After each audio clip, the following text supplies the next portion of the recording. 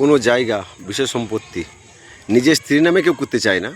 আর অভিষেক বন্দ্যোপাধ্যায় সে কার নামে তার অট্টালিকা রাজপ্রাসাদ কার নামে করে রেখেছে জানো? এই ভিডিও থেকে তোমরা জানতে পারবে, ভিডিওটা দেখো। অভিষেক বন্দ্যোপাধ্যায়ের সম্পত্তির তল্লাশি করতে গিয়ে যৌথ মালিকানায় নাম উঠে আসলো সয়নী ঘোষ। সয়নী ঘোষ, হ্যাঁ আপনারা ঠিকই শুনছেন। কোন সয়নী ঘোষ? আরে বাবা, আপনারা সকলেই চিনেন, মানে জিনার জন্য এই গান বিখ্যাত। দিদি পালে তুলে দে, মাঝি হেলা করিস না, ছেড়ে দে নৌকায় আমি যাব মদিনা।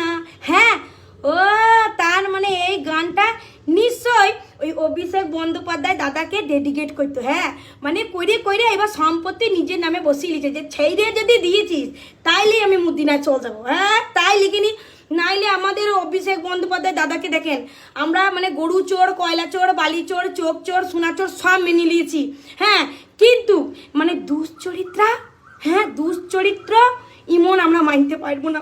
কিন্তু ওই সয়নী ঘোষের সঙ্গে যিনি যৌথ পরিবারে মানে মালিকানা হবে, তিনি ওনার মতন হবে না তা তো হয় না, কিন্তু মেনে নিতে পারছি না। বিশ্বাস করো, সাংসদ যিনি চোর হইতে পারে আমরা এটা মেনে নিয়েছি, কিন্তু দুশ্চরিত্র, হ্যাঁ হ্যাঁ, এ কী করে হয়? কারণ ওই সয়নী ঘোষ নিজেই এক দুশ্চরিত্র, তা ওনার সঙ্গে যে মিশবে সে তো সেই পর্যায়ে হবে।